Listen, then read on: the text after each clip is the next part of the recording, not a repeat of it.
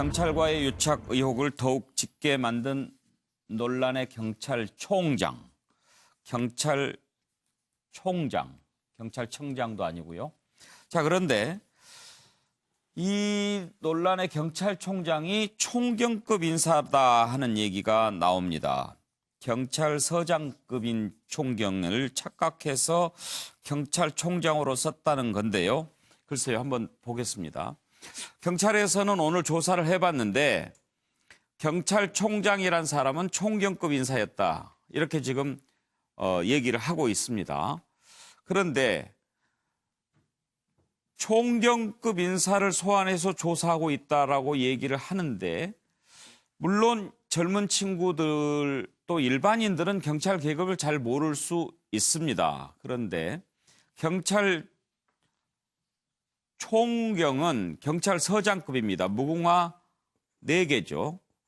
그런데 이 위에 경찰청장은 이 무궁화 4개의 이 큰 무궁화 하나가 경무관, 2개가 치안감, 3개가 치안정감, 이 4개가 치안총감입니다.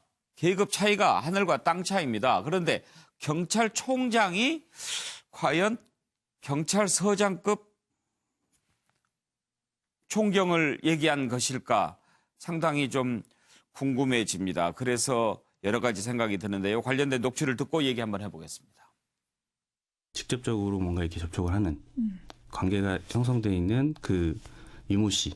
유모 씨가 경찰청장과 접촉했다. 네, 그 왜냐하면 내가 어제 예. 유모 씨가 경찰총장과 문자하는 걸 봤는데 대단하더라 이런 식의 얘기가 있거든요. 그러니까 제가 드리고 싶은 말씀은 이건 되게 조심스럽지만 만약에 그런 그 연결고리가 있다는 게 사실이라면 직접 문자까지 주고받는 사이다라는 게 정황으로 이렇게 드러나기 때문에 경찰청장이라고 이제 언급되고 그 연결고리가 있다라는 게 명백히 밝혀졌을 때는 사실 피할 수 없는 얘기죠, 사실.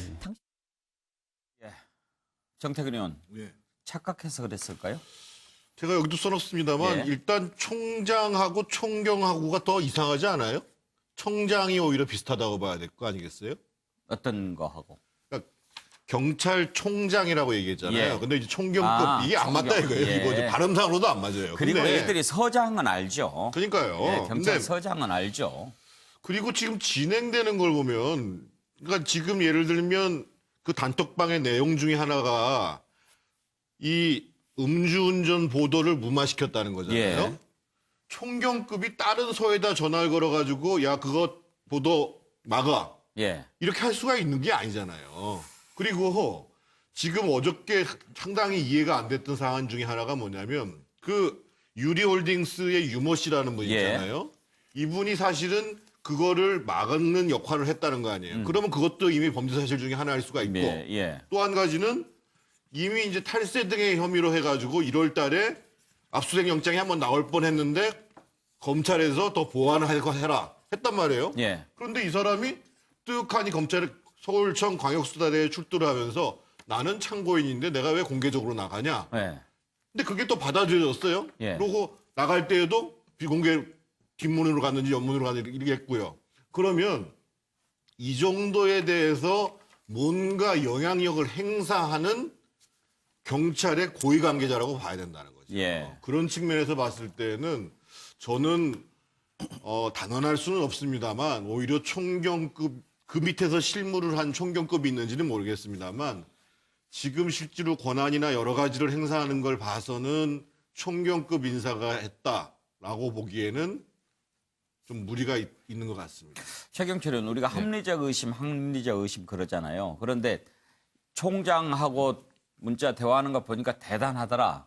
그런데 총경급하고 이렇게 통하는 걸 보고 그랬을 것 같지는 않은데 경찰이 총경급 불러서 소환한다라고 하는 것 무슨 뜻일까요? 오늘 일단 뭐 한 분이 뭐 참고인으로 불려가신 것 같고 그리고 그 버닝썬 관련해서 승리의 진술에서도 누가 어떤 경찰이 특정된 것 같은데 혐의가 있는지 없는지는 잘 모르겠지만 아직까지는 어쨌든 유흥업소란 게 구조적으로 그 112 신고가 굉장히 많이 들어갑니다. 왜냐하면 술을 먹는 장소이기 때문에 싸움을 하거나 술값 시비 그렇기 때문에 관할 지구대하고 그다음에 요즘은 방범과인지 잘 모르겠지만 관할 방범과는 그 유흥업소에 대해서 거의 뭐 사사치 알고 있다고 봐야 됩니다. 왜냐하면 워낙 신고가 많이 들어오고 거기에 대한 뒤싹거리를 해야 되니까 그다음에 그 신고가 들어오면 그 현장에 반드시 가야 되니까 그 현장 안도 들여다보게 되죠. 아, 그럼 여기는 어떤 규모고 그다음 술은 뭐 어떤 것이 있고 이런 것까지 경찰들이 세세하게 파악을 하게 되는데 결국에는 그러면서 경찰관들이 정보를 알았으면서도 버닝썬이 이렇게까지 일탈을 하면서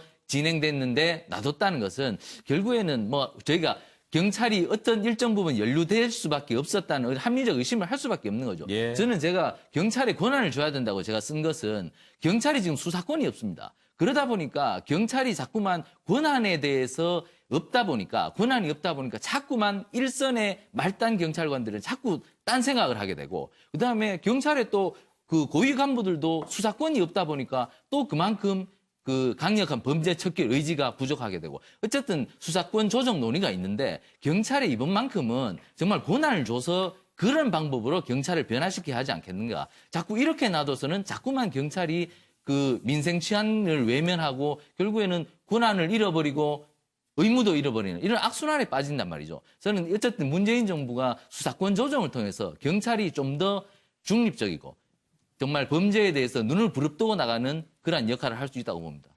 그 말씀의 뜻은 알겠는데 지금 갖고 있는 권한 가지고도 이런 유착 의혹이 나오는데 권한을 더 줬을 때 얼마나 더 문제가 생기겠느냐 국민들은 그런 걱정하지 않을까 싶기도 합니다. 박원석 의원.